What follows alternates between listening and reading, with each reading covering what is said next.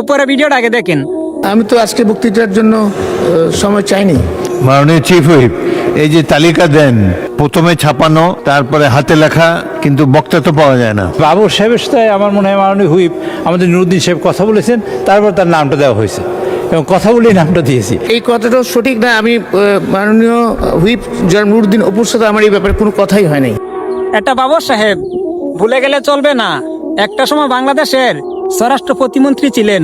আজকে হয়তো চিংড়ি গেটের কারণে তাকে মন্ত্রিত্বর পদ থেকেও বঞ্চিত করা হয়েছে। তার মানে এই না বাবর সাহেবের ক্ষমতা কমে গেছে। বাবর সাহেবের ক্ষমতা এখনো মন্ত্রীদের উপরে আছে। বাবর সাহেবের সময় সংসদ থেকে চায়া নিতে হবে না। বাবর সাহেবের ক্ষমতা তারেক রহমান নিজে দিয়ে রাখছে।